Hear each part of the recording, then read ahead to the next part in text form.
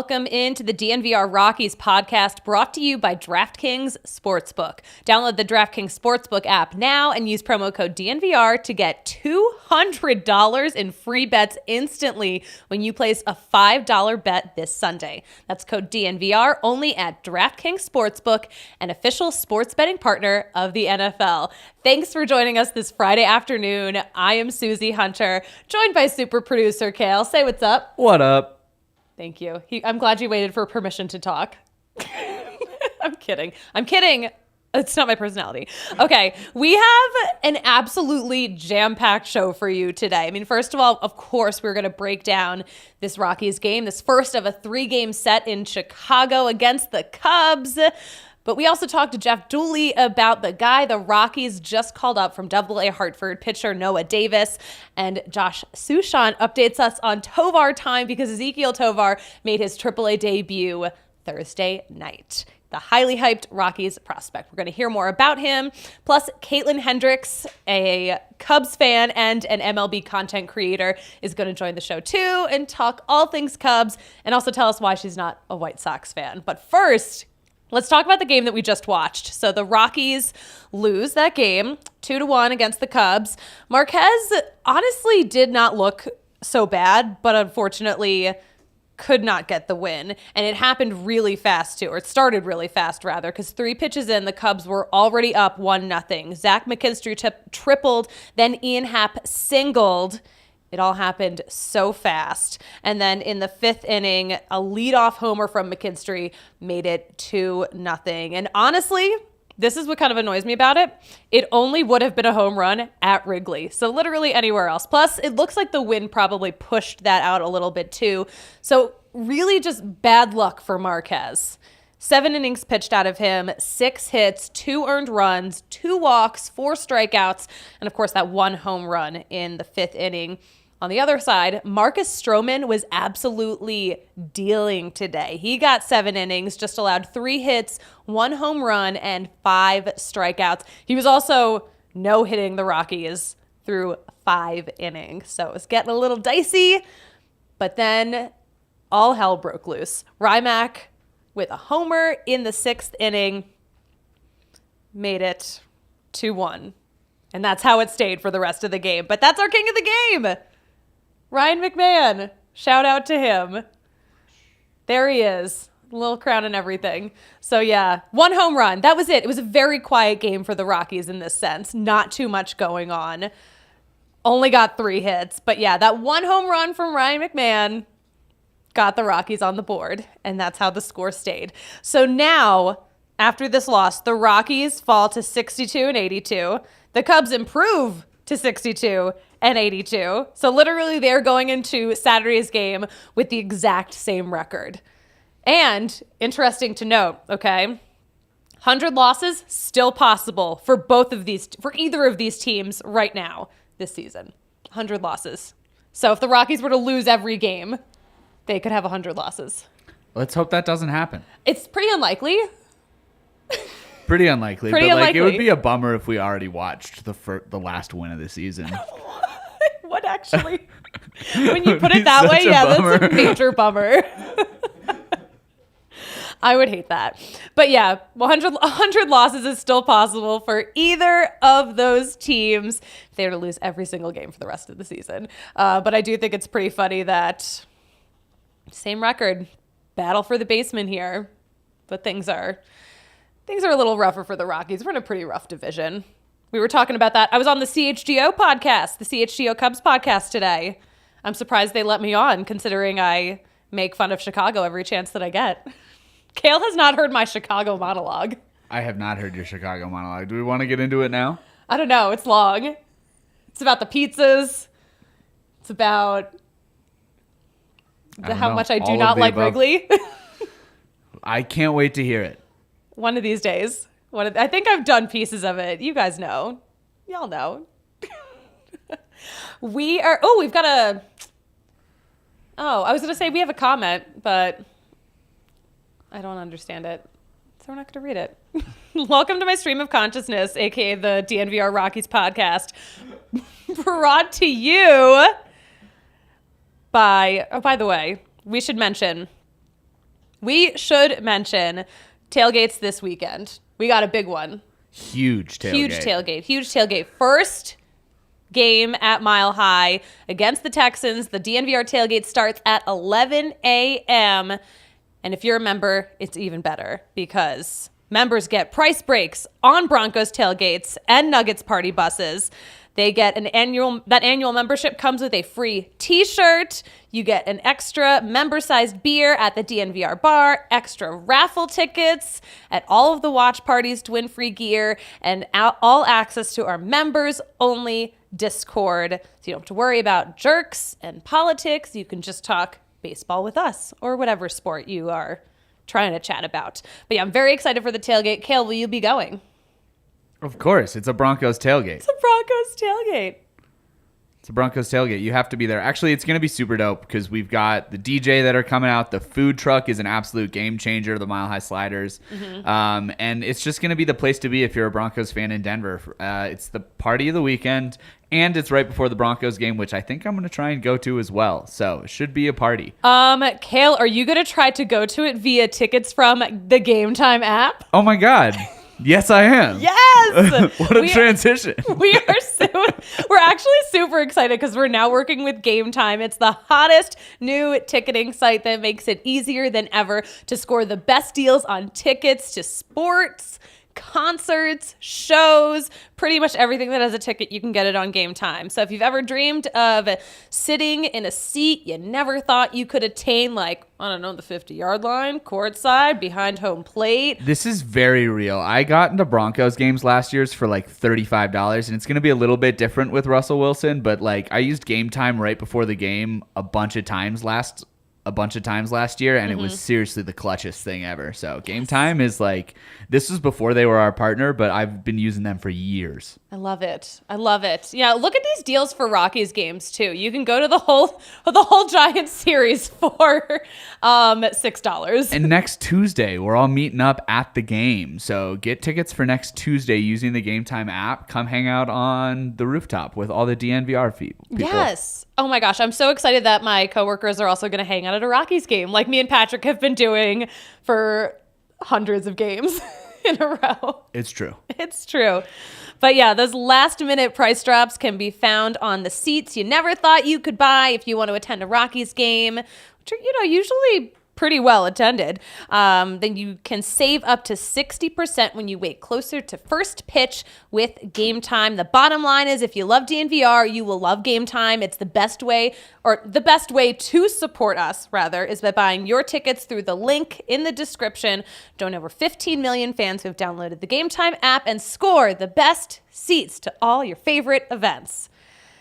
And if you're not going to go to the event, you can watch it on Avaca TV. It's the new GOAT in Colorado sports. That is the greatest of all TV. Avaca TV delivers amped up sports coverage for Colorado fans, featuring Altitude Sports, AT&T Sportsnet, and the NFL Network. Get the most regional content for the lowest price for sports in Colorado, all in crystal clear HD, while using less bandwidth, and enjoy more than 60 entertainment channels, including news, movies, all of the above. Turn your home into the ultimate game viewing zone. You can even stream your teams from your phone, laptop, or tablet when you're on the go. So you can also use you can also add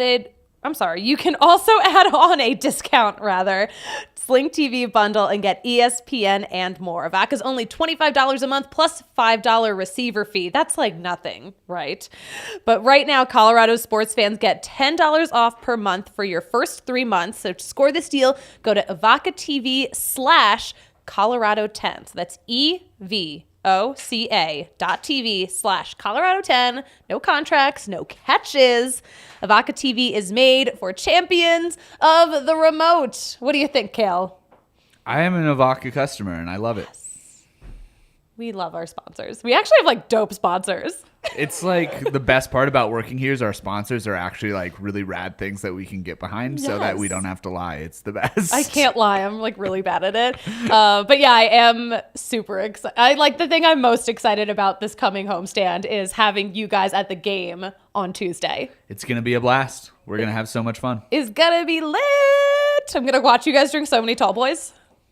As you know, super consumer Kale will be in full attendance. Yes. When super producer Kale is not producing the show, when he's out at a Rockies game, he's actually a super consumer of tall boys, and it's quite impressive. I once had 5 in a game. Wouldn't recommend doing that ever again, but it was a lot. So fun fact, the Rockies AA affiliate, the Hartford Yard Goats, a team that I talk about way too much, they have, so their small beer is 16 ounces and their large beer is 32 ounces. It's just this like massive cup, okay? That's a large cup of beer. It's a quart. So if you drink 4 beers at a Yard Goats game, you just drank a gallon of beer. That sounds unsafe. It's quite something. But I lived in walking distance to the park, so I would their first season regularly would drink four.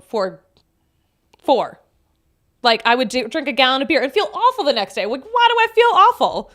It's because you drank a gallon of beer. We called them rally gallons. Rally gallons. Love that. Love that for the Yard Goats. Okay, speaking of the Yard Goats, we talked to Jeff Dooley earlier today because a guy that he has watched a lot of this season just got called up to the Rockies. So, without further ado, Kale, please roll the interview with Jeff Dooley. Joining the pod now is the voice of the Hartford Yard Goats, Jeff Dooley. Thank you for coming back again. I know we just talked to you, but we have more things to talk about because one of your guys is now one of our guys. Yeah, that's right. Noah Davis getting the call up today, which is really exciting. We're thrilled from one of the best pitchers, I think, on the club, certainly this year, and one of the top guys in the league. And I think he showed what he can do. He leads the team in wins, innings pitched, and strikeouts, and he's someone that I thought really got better since day one. And, I'm thrilled to death for him that he's got a chance now to show what he can do on the main stage. Yeah, I know he's been dealing all season, but were you surprised that he made the jump from Hartford to Colorado? Well, he was on the 40-man major league roster. So I thought if there was a fit where, they didn't have to maybe make a roster move to take somebody off, then I thought there was a chance perhaps. But it's really cool when you see a guy, and it happened with Ryan Feltner last year. Ryan Feltner was scheduled to pitch against the Somerset Patriots, and Kristen Norfield brings him into his office and says, "Oh, by the way, you're heading to Philly and you're starting against Philadelphia next week." So that's pretty cool how that can happen. And I think, Suzie, as you know, once the guys get up to the higher levels, AA and AAA, and when they arrive in Hartford, it's almost like you best be big league ready because you never know when that phone call will ring. And if it's a spot where the position makes sense and the Rockies obviously want to see what he can do up there, then they give them a call. And it's good to see him in Denver now. Yes, for sure. We're so excited to see him when we do get to see him. So what should we expect from Noah Davis? I mean, we know he's, your ace, but what should we expect to see?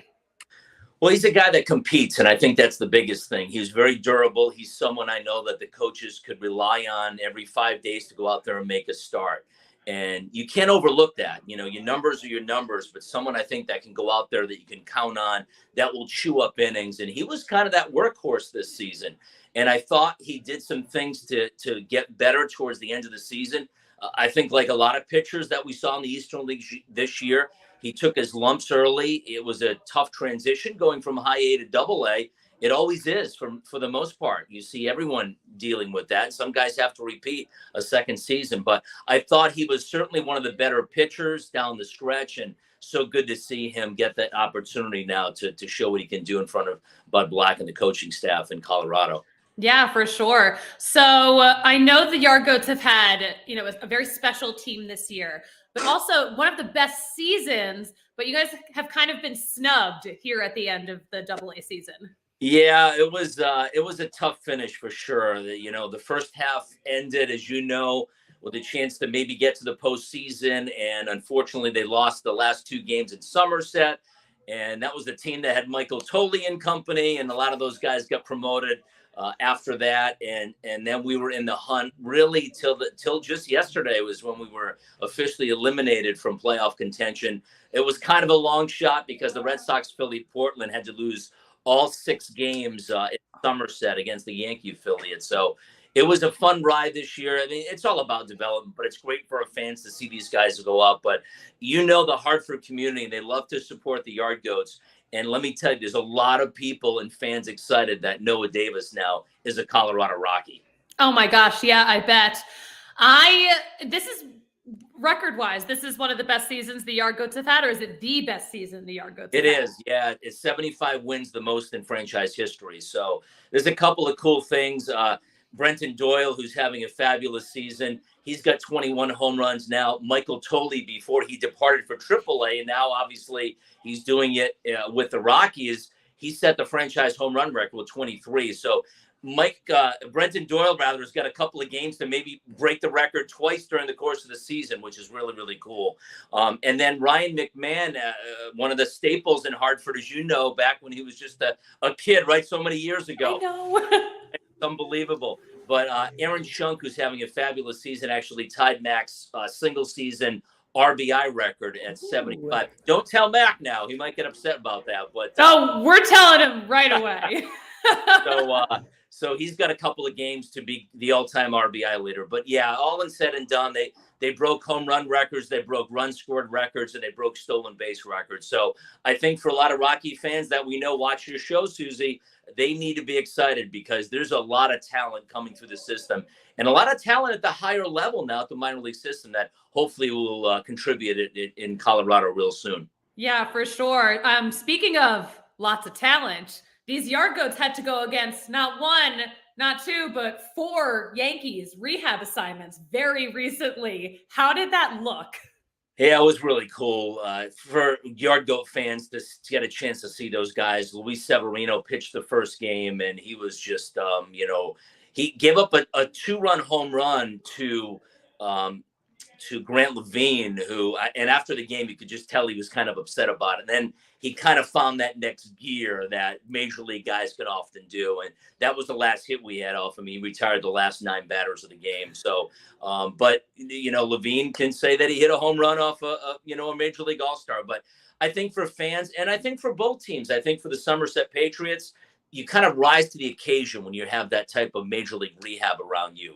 Aroldis Chapman came in as well, which was really, really cool. And Harrison Bader, who the Yankees signed at the trading deadline to try to improve their outfield defense, he actually DH, so he got to play at Dunkin' Donuts Park as well. And Castro was the other one who came in relief and pitched an inning. So it was really cool to see those guys. And, of course, in Hartford, we all said it's the Yard Goats versus the New York Yankees. Come on.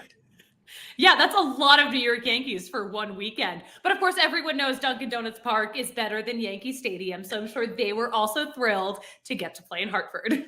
It was a lot of fun. And they all said great things about the ballpark. And they're kind of like, wow, this wasn't like this when I was in AA. So, yeah, we're very fortunate to have the facility that we do. And it was really cool for fans that the game was sold out anyway. So it was like an added bonus. Oh, by the way, come in and see 3 or 4 Yankees play. And, even that first game with Severino going, really cool thing for the bonus people that maybe got tickets in the middle of the summer, knowing it was going to be the last season of the year. And to get to see those Yankees was, I think, really cool for the local community.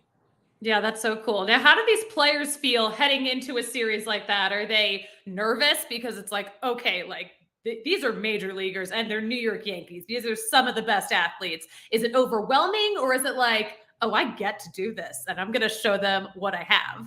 Yeah, it's a win-win for the minor league guys. It really is. And obviously for the home team guys, the big league guys usually come in and buy the food and, maybe something else too. So it's a really cool experience. But if you go up there and you strike out against Aroldis Chapman, you're supposed to strike out, right? I mean, this guy's a Hall of Famer, that type of talent that's throwing 103 miles an hour. But if you get a hit off him, like Tovar did earlier this season, or if Levine and, you take Severino deep, you've got that story to tell. So I think it's really a win-win for the minor league guys. They might try to hide their excitement, but I do remember when the Yard Goats faced Max Scherzer earlier in the season, and a couple of players came up to me. They're like, Jules, what are you going to tell me next? And I said, well, you may be facing Chapman again. And sure enough, that was the case because he got re-injured, came back again. So, but I think they live for the opportunity. A lot of the guys, Suzie, as you know, though, they go to spring training and some get called over at the minor league side. So even though it's a different feel for spring training, a lot of the Yard Goat players have been in games against major league guys. So sometimes it's not the first time they've done that, but but to see it really up close and at Dunkin' Donuts Park was really, really cool. Yeah, they've been there. They've done that. Well, Jeff Dooley, thank you so much for updating us on a season in Hartford that I'm sure was one for the books. But yeah, thanks for joining us. We will talk to you soon. Thanks for having me, Susie. Always a pleasure. Thank you. Oh, I love duels. Also, I still cannot believe that the Yard Goats, our AA guys, had to face 4 Yankees in one series. Crazy.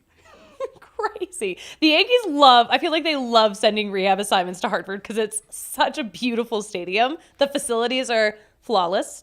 Absolutely incredible. We're going to stay on the topic of some of our top prospects. So Ezequiel Tovar, one of the most talked about, highly hyped Rockies prospects. He's been rehabbing in Arizona, and this week he has been called up to AAA. So he made his AAA debut Thursday night. So we spoke with Josh Suchon, who saw it all go down. So Kale, let's hear what Josh has to say. All right, joining the pod now is the voice of the Albuquerque Isotopes, my good friend, Josh Suchon. How are you doing out there? I'm fantastic, Susie. Thank you for having me on once again. Thank you for coming on. We need to talk about the new guy because you guys just got the prospect that every Rockies fan has been talking about since spring training. Ezequiel Tovar made his Albuquerque Isotopes debut. How did it go? To be honest, it kind of went uneventful, right? I mean, he started this nice double play in the first inning, which I thought was cool that he got a ball hit right at him. He played 7 innings. That was by design. I'm glad that I asked beforehand since he hadn't played since June 29th. They want to kind of build him up. Mm-hmm. So he did have a hit. He went the other way. I thought that he might have been a little bit aggressive and swinging early, but maybe that's just who he is. I don't know. This is the first time I've ever seen him. I did not get to see him in spring training. But I can tell you this. So Warren Schaefer's hitting ground balls way before the game, and I'm flipping the ground balls to the baseball to Schaefer.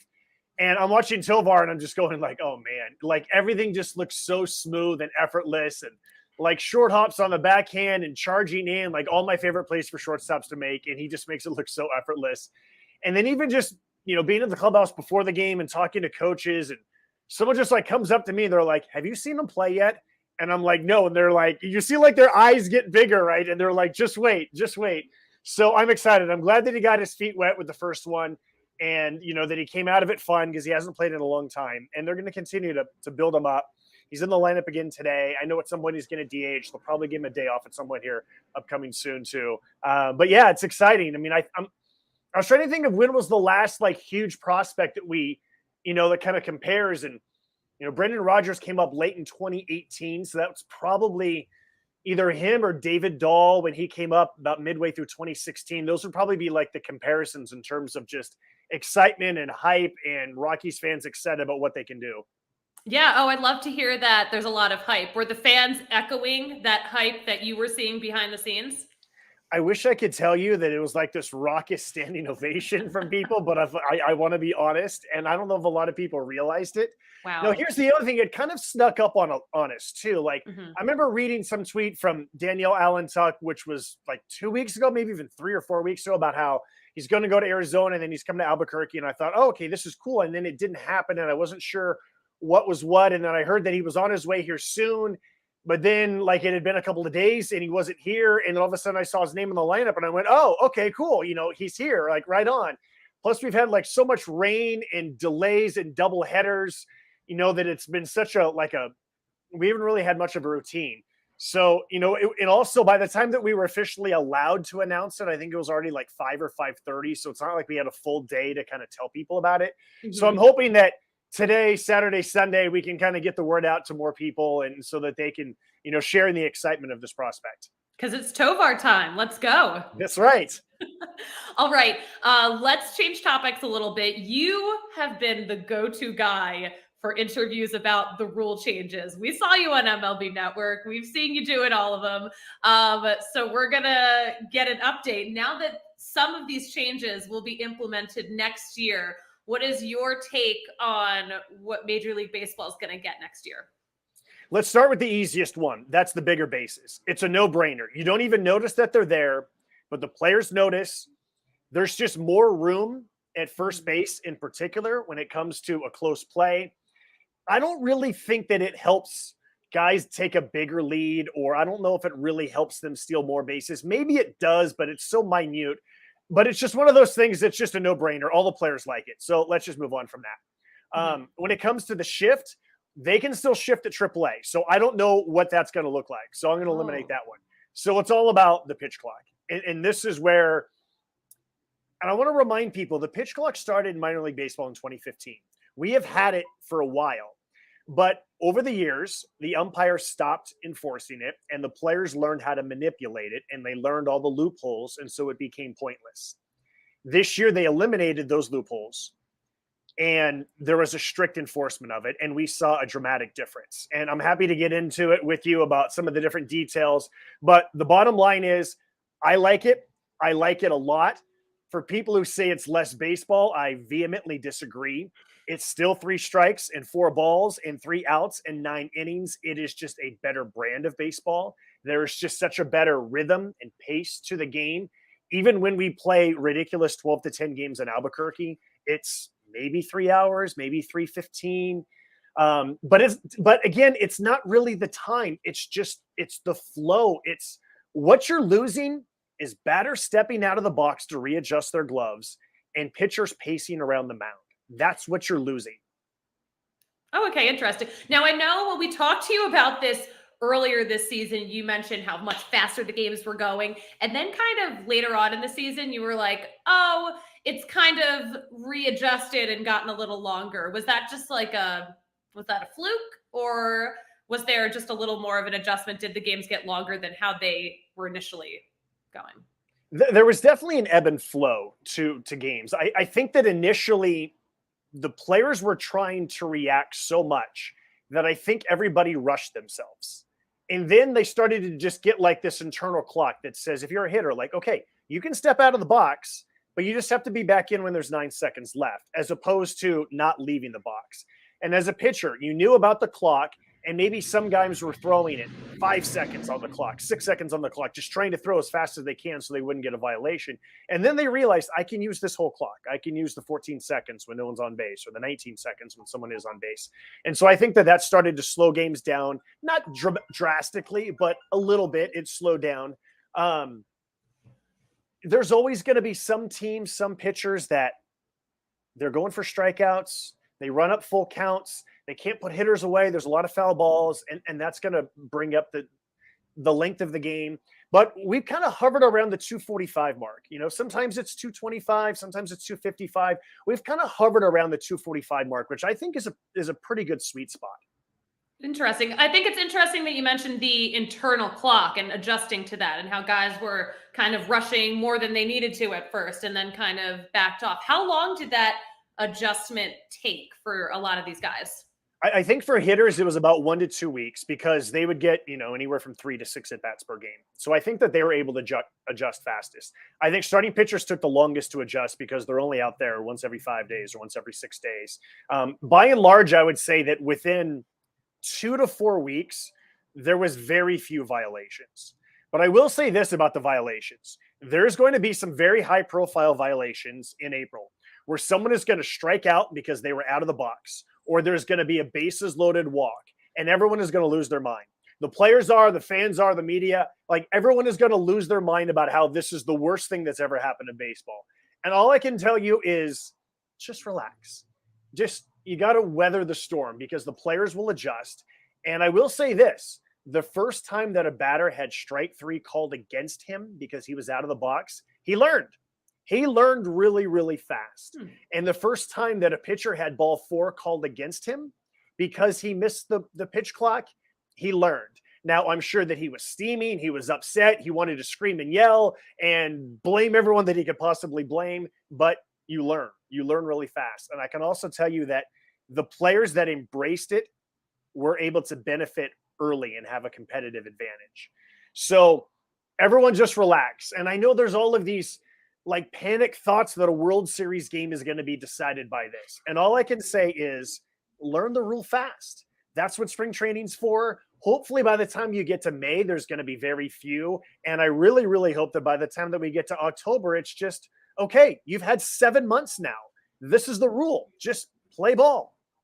Yeah. Okay. Interesting take. Interesting. Very interesting. Isn't this how Todd Helton got ejected from an Albuquerque Isotopes game? Was it about being upset about a pitch clock violation? Yes, very good memory, Susie. He was here visiting with Clint Hurdle. He did not know the rule existed. He was not, look, it's not his job to be up to date with all the experimental rules. And the best part was that when Warren Schaefer, our manager, went over to talk to the umpire, Schaefer said, "Do you know who you just ejected?" And the umpire was like, "No, I have no idea." And that's when Schaefer just started to laugh hysterically. And he goes, "You just ejected Todd Helton, the greatest Colorado Rocky of all time. Well done." Or maybe he didn't say well done. He probably said something else. I'm glad that we have the rest of that story now, because I think you actually came on our show the day that happened and you were like, I didn't see all of it, because minor league press boxes famously do not have the best views. Yeah. But again, that was in April. So the strict enforcement began April 15th. And I would say that, again, somewhere around May 15th, it's really rare to have a violation now. And most of the time these days, if there is a violation, it's between innings or with a pitching change. Guys just kind of like forget, or they finish their warm-up tosses and then, maybe they're, checking with the catcher about like, okay, what's the signal? Maybe they're checking the defense or whatever, and they just kind of forget. So the other time that I would say a violation is, especially when there's a pitcher who works from the stretch, right? And they come set. Some guys come set for a half second or a second, and then they fire home. Some guys will come set, and it's deep breath, kind of look around. And those are the pitchers that are most in jeopardy of getting a violation, because they still have a routine once they come set, and then the clock can kind of speed up on them without them realizing it. But again, they're pretty rare now. I think people are going to like it. I know there's a lot of baseball fans that in general just hate change. They don't want anything to do with change. They're going to fight it vehemently.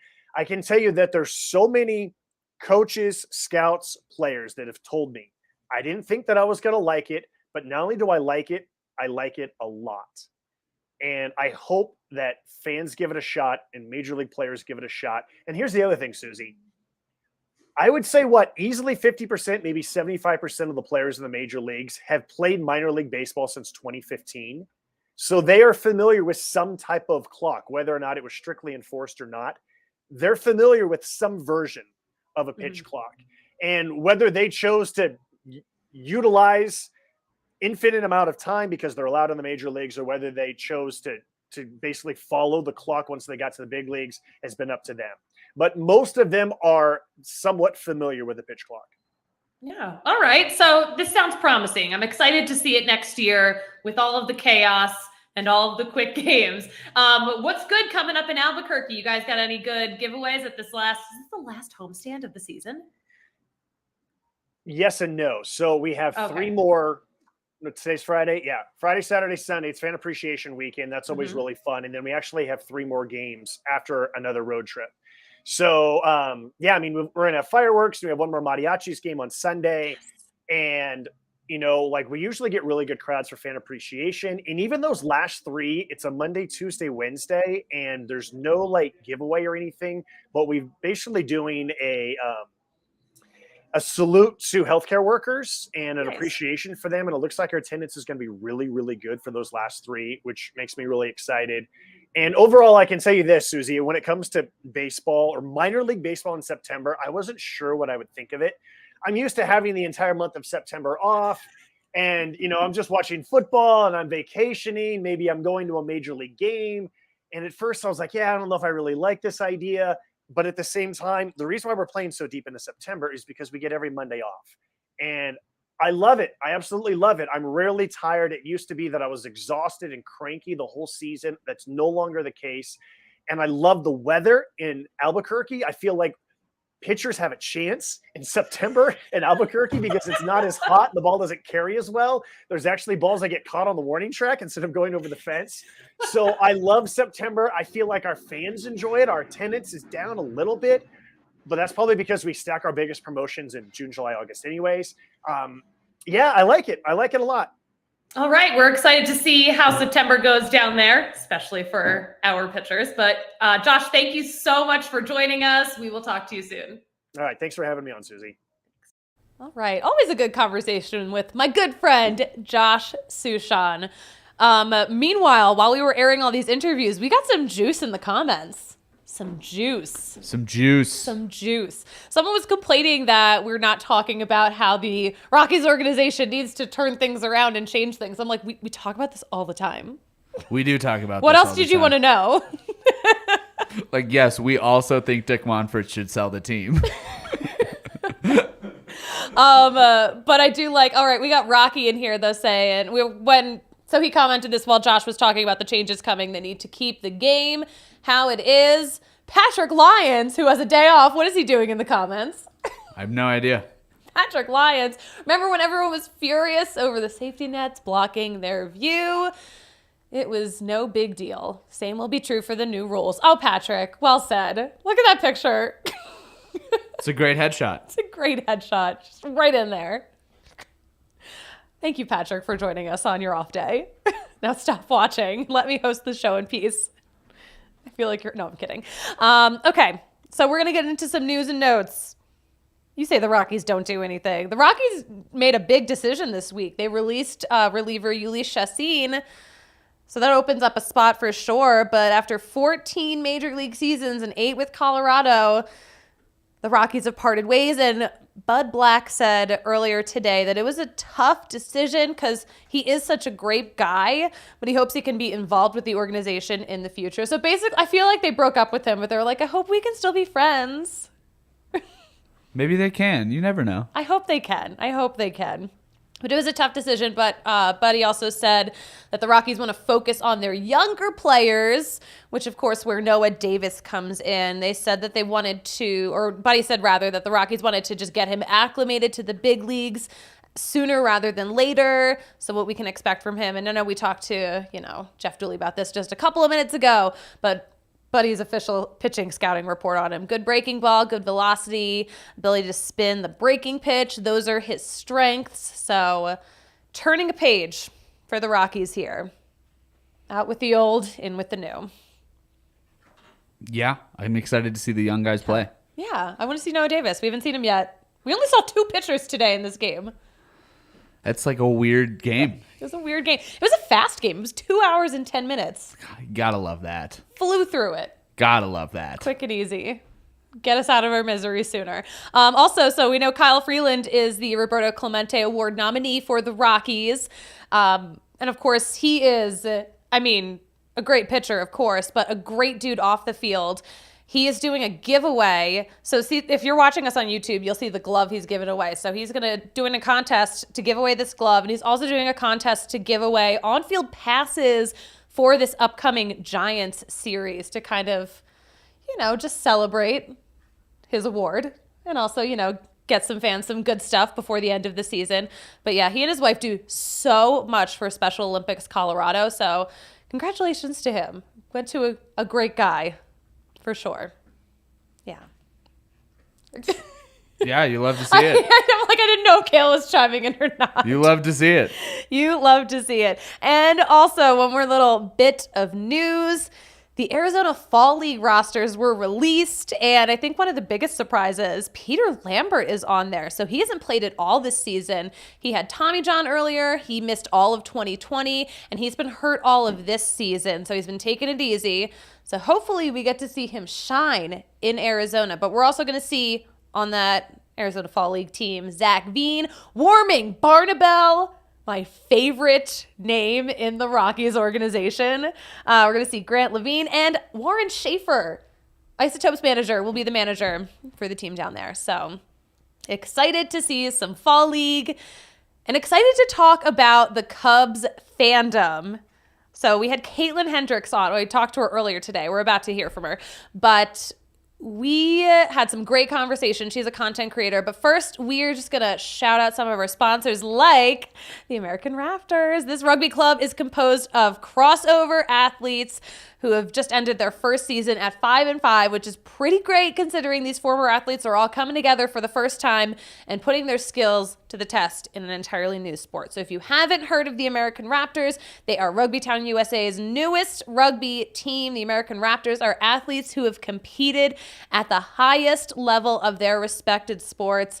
Now they're all rugby all day, every day, coming from backgrounds in football, basketball, baseball, wrestling, soccer, track and field, and more. These athletes possess all the necessary skills to excel at the game of rugby. So what's the best thing about hitting up an American Raptors game? They are free. You heard it. It's free. Head over to AmericanRaptors.com and grab your free ticket for the upcoming season. And if you can't make the game, AmericanRaptors.com will be streaming them all from their website. So check it out. But what's even better is our guy Colton Strickler has it all covered for you, the weekly DNVR Rugby podcast. Hit the subscribe button. If you didn't get the ticket you wanted as an elite athlete, check out opportunities at Infinity Park. Rugby might just be your next ride. So follow Colton Strickler and the DNVR Rugby account to keep up with all the latest news. You can learn rugby with Colton's 101 Rugby podcasts. Plus, he has exclusive interviews with athletes and coaches and provides betting advice on Super Rugby. That's pretty fun. Super Rugby sounds terrifying. Rugby sounds terrifying. Super Rugby? Is that legal? It is. You can find all of that and more at AmericanRaptors.com. Now, speaking of, I don't know how to, I'm not a transition master like Patrick is.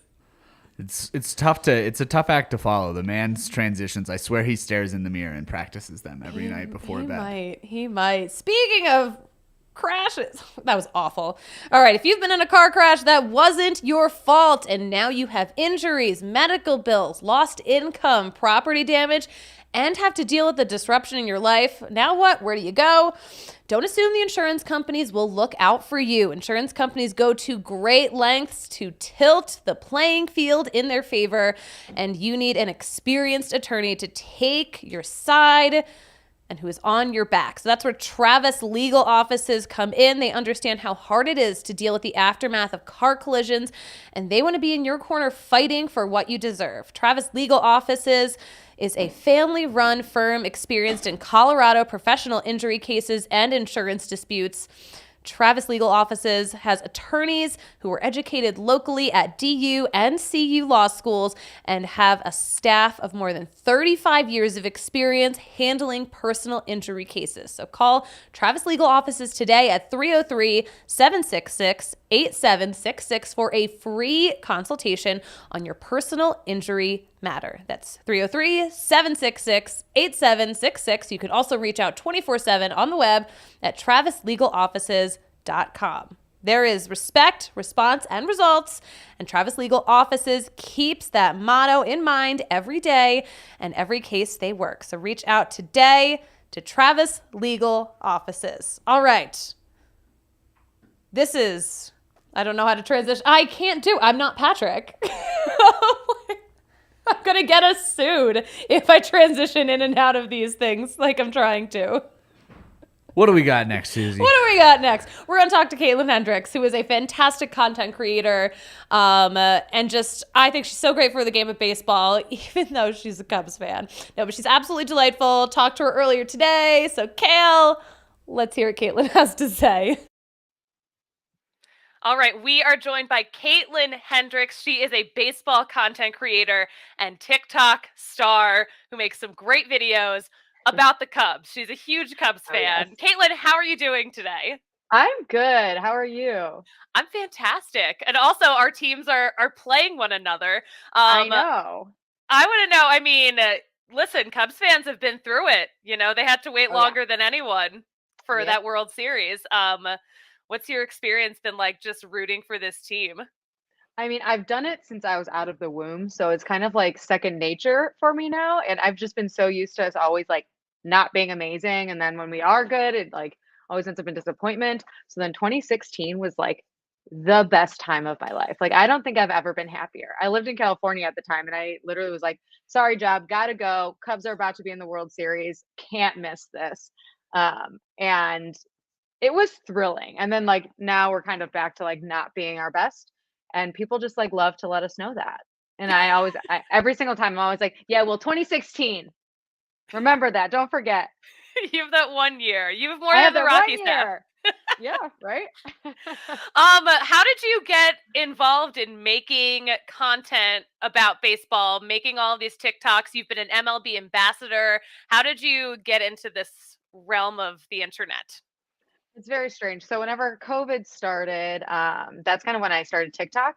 And I actually did a lot of like random, kind of like relatable dating comedy content. So I never really did any sports, but I grew up loving baseball. I have 4 brothers. So if I did not love baseball, like I would be excommunicated. But whenever MLB came out with their TikTok creator class last year, I saw it and I was like, that's perfect for me. That's what I've been waiting for. So then I applied to it. So I made a TikTok basically applying for like why I should be an MLB content creator. And I got it, which I was shocked that I got it. I was like, I did not see this coming, but this is the best thing that could have happened to me. And that's kind of where it all started with the whole baseball content. And got to do a lot of really cool like behind the scenes things with them and got a lot of really great access. I was at the World Series last year. So that's how it all started, and then that's how it started, that's how it's going. Yeah, incredible. And also, you seem to have a pretty good relationship with the Cubs too, because I definitely Yeah. saw you getting all of the giveaways way ahead of time. That is so clutch. Oh my gosh, I loved that, and I still have them. I just got a bucket hat from them, and it's probably my favorite piece of fashion that I own. Bucket hats are having a moment right now. They really are. I'm kind of into it. What's your favorite TikTok that you've made? Oh gosh, I've made so many. I think one of my favorites is I made like a love story to Anthony Rizzo because I love Anthony Rizzo. Like he's like my favorite player. And whenever he was traded, I was heartbroken. And then I was going out to New York to go to the MLB offices. So I was like, what better time to make a love story video to Anthony Rizzo? And it's basically just like pretending that I'm like gonna go meet this boy that I've loved forever and tell him my feelings in New York. And I'm really excited. I'm gonna like surprise him at the Yankees game. And then it turns out to be Anthony Rizzo. So I like zoom in on him at first base at the Yankees game. And I loved it. That's amazing. Borderline stalking. No, it's that's fine. It's normal. That's hilarious. Everything's normal. Yeah, I guess you've seen a lot of great Cubs players leave very recently. We have one of them, Chris Bryant. I know. Yeah. My heart. Not that we've seen a lot of him this season. I know. That makes me feel better. If Chris Bryant were actually playing against the Cubs this weekend, would you actually? Oh my gosh! Would you have made a point to make it? 1,000%. 1,000%. Chris coming home. How could I miss that? I love it. I love it.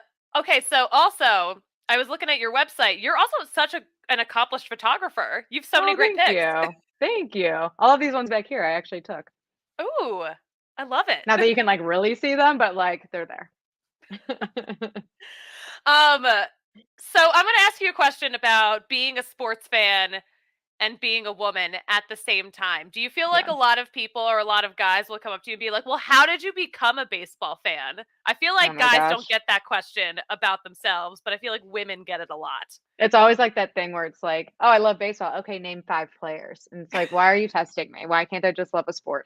And like, also I could name 5 players, so shut up. But yeah, I feel like being a woman in baseball, you get 2 different aspects of it. You either get the people that are like, oh my gosh, I love that you're representing women and that you know sports and like that's so cool.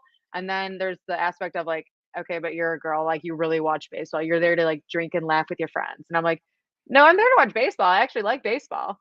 So you get both spectrums of that. I obviously like the people that are excited for me versus the ones that want to test me, but you know, to each his own. Yeah. Have you ever gotten a question where you're just like, really? How could you ask me that? I've been pretty lucky with TikTok where like people haven't really like asked me a lot of like questions that would be like offensive. I get more of like the comments that are like, like people love to think that like I don't actually read my comments and don't actually see anything that they say, and they always talk about me in third person, and I'm like, hi, right here, talking right to me. Okay. And I get ones that are always like, yeah, she doesn't even watch baseball, or yeah, just another sad Cubs fan. And I'm like, okay, I'm just gonna, you have a nice day. First of all, I'm both. Yes. I do watch games and they make me sad. Yes. So accurate. Very accurate. Okay, so you've done some cool collabs too with your content creation. What's your favorite one that you've done this season? Oh my gosh, for sure. 100% was, I went to Field of Dreams, and the dad in Field of Dreams, Dwyer Brown, he was at the game sitting like right behind me. And I was like, everyone was making the audio from Field of Dreams. It's like, is this heaven? No, it's Iowa. And that's his line. So I saw him and I was like, Dwyer, I'm Caitlin. I make a lot of TikToks. Can we recreate this moment? And we recreated that moment, and he was lip syncing to himself. And I was like, if I never made another video again, that would be fine, because this is everything to me. That is unreal. What a It was so cool. A once in a lifetime TikTok opportunity. I know. And he was so sweet. Oh my gosh, he was like my favorite person, because he was so excited to do it, one, and then he just wanted it to be perfect. So like if he messed up, we'd like watch it back, and he'd be like a little bit off, and I'd be like, oh, well, like I can edit it, like don't worry about it, because I didn't want to bug him. And he'd be like, no, we have to get it perfect, and he'd like redo it until he got it. And I was like, I love you. A true I performer. loved him. Yes. So He was dedicated so to good. the craft. Yeah. And then afterwards he was just like, I'm gonna be pretty TikTok famous now, so no pictures, please. And I was like, you're hilarious too. Okay, got it. I want to hear more about the Field of Dreams game and the hologram. What was Oh it my like gosh. in person? I mean, I feel like everybody was so just like about the hologram. And if I'm being honest, when the hologram was happening was when I was making my TikTok with Dwyer. So I didn't actually see it in person. Oh my gosh. I know. That's the life I of a content creator. You're off making know. something, and sometimes you miss other things. It was funny because like the entire game, I was like, every time I go to games and I have to make content, I feel like I barely get to see the game. And more than half the time, I'm like, I just kind of want to sit and watch the game. So like whenever I get to do that, I'm like, I'm gonna do that. And at this game, I was like, I'm gonna make all my content before, and then like I'll take a couple of like B-roll shots during the game, and obviously get them walking out of the corn and like get all the cool moments. But not actually like put anything together. Like I'll do a recap after the game, because like whenever am I going to be at the Field of Dreams watching my team playing? Like that's never gonna happen again, probably.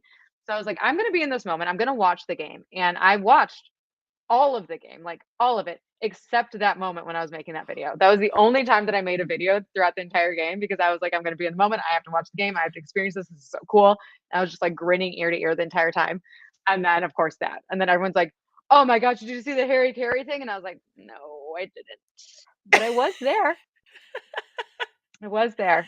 How could you have known? You were trying to enjoy the game. That was your opportunity. The 7th-inning stretch. I know. It was crazy. It happens. It happens. Now, how many ballparks have you been to? I've been to, it was 10 as of last year, or as earlier this year, but then I went to Oracle this year. Did I only go to Oracle? I think I'm at 10 or 11. Yeah. 10 or 11. What's your I'm getting there. You're getting there. You're getting there. I'm What's getting your there. favorite that you've been to besides Wrigley? I was like, other than Wrigley, I'm always gonna say Wrigley number one. Oracle. Oracle was so gorgeous. It was so nice, and like everything about it, I was like, this is amazing. But also, like, I went to Houston and Atlanta last year for the World Series, and they all have like their things about them that make them kind of the best. So Houston was cool because one, it was raining the entire time that we were there. So they have the dome and everything, which was awesome. But then they have the train that goes around, and I actually got to ride on the train to make a video. I know, it was awesome. The access you have is incredible. It was amazing. But so then I have like these biased views because I was on the train in Houston. So I got that really cool experience. But then Atlanta at Truist, it's like everything around the ballpark is awesome. Yeah. Like the surrounding area is so cool. And then the stadium's cool too. So there are different quirks and things that I like about every stadium, but Wrigley will always be my number one because I think it's just like a classic old school ballpark. And then Oracle was just like beautiful. My issue with Wrigley is that wherever I sat at Wrigley, I went twice last year. Wherever I sat, I could not see a damn thing. Oh my gosh, where were you sitting? I was like in the 200s at one of the games, and like the overhang just like blocked out like all of the outfield. But it's clutch in the winter and in rainy days. On rainy days. Yes, the winter. So you know, So AKA all season, except like 2 months. Yeah, I was gonna say when I was at Wrigley last year before the fire sale and after the fire sale. But like during the summer, like it was just I feel like every day that I was in Chicago was like 100 degrees, and it was. Oh my gosh, the summer it's so crazy because the winter is so bad, but then the summer is like so bad in the other direction. I was in the pictures one game in July and dying of heat. You literally can't even sit on the bleachers because they are so hot. So you have to like ease your way in, and you're just like, but like it gets brutal out there. And then the bleachers have no shade anywhere, so no hope of any kind of relief unless you get out of your seats. So it gets brutal in the summer. It does for sure. Okay, so do you come from a long line of Cubs fans? I always wonder, like, okay, these cities that have 2 baseball teams, I'm like, how do you pick your team?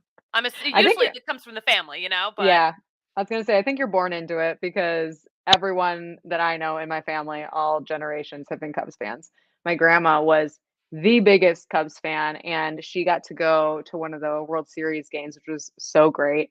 And she passed away a couple years ago, but she got to see them win the World Series before she passed away, and I was like, yes. Oh, that's amazing. Yeah, it was so great. She was like the biggest Cubs fan. She had so many Cubs clothes, and like they were all like the oversized things, and she just looked so cute because she was just this tiny little grandma. I know. Send pics. I know. Did you ever think like maybe in like 2005, like maybe I'll be a White Sox fan for a minute? Absolutely not. Absolutely not. I am loyal. I feel like Cubs fans are always loyal. That's what I love about Cubs fans. No matter what, no matter how bad we are, no matter how many hundreds of years it'll take us to get a World Series win, we will remain Cubs fans. We will always show up. We will always cheer for our team. We will always love them, no matter how much they hurt us. I love that sentiment. I love that sentiment. One last thing. Okay, so you have made so many great TikToks about baseball. What is your dream collab for a TikTok? Oh gosh, dream collab. Probably something with Anthony Rizzo. That would be awesome because he's literally my favorite player. Ideally, I'd have like some big collab with like all of my favorite players that would just kind of like show up and it'd be like some kind of funny skit that we all did together. But if I could just get Anthony Rizzo, that would be like chef's kiss. Maybe like a bachelorette before I'm gonna be your biggest fan. Yeah. Oh my gosh, how fun would that be? That would be so fun. So fun. Caitlin, tell us where we can follow you on social media and find all of your great content. Yeah, you can find me on TikTok or Instagram at Caitlin_Hendrix or on Twitter at Caitlin Hendrix, but Hendrix on Twitter is with an X because it could not fit my entire name. So annoying how Twitter does You would not think give that they would figure that out by now. Yeah, you would think, but they won't. Nope. Caitlin, thank you so much. Enjoy the weekend. Great talking to you. Have a good one. You too. Thank you. Bye. All right, that was fun. I liked that. All right, this was such a jam-packed show that it's over now. That was incredible. What a time we've had, Kale. We've had such a great time. Such a time. So coming up the rest of this Cubs series, Wade Miley is on the mound for the Cubs tomorrow against Jose Urena, and Javier Assad will pitch for the Cubs on Sunday versus Ryan Feltner. So Patrick and I will be back on Sunday for our post-game show. And we got to go because Kale and I have the Friday afternoon club to go to at the DNVR bar. We're back. We're not done yet. That was the throw to the end. I'm so sorry. This is the biggest producer flub I've ever had. That's not true, but But yeah, Kale, you excited for the Friday afternoon? super excited for the Friday. One might say too excited for the Friday afternoon. You're so club. excited that you just ended the show before I said goodbye. I might have done that. Whoops, sorry. Okay, Kale, I'll take the hint. We will talk to you again soon. Follow us at DNVR_Rockies on Twitter. You can find me at the Suzie Hunter on all platforms. You can find Kale at Kale Sorbo. At Kale Sorbo with 2 L's. Kale with 2 L's on Twitter. He's got some great pictures. Such great pictures. So yeah, follow us, talk to us, come back on Sunday. It'll be fun. And you know what they say about show closes? Something about momentum? No, that's not me. I don't know how to. Show closes. I never knew how to do them, so we'll talk to you on Sunday.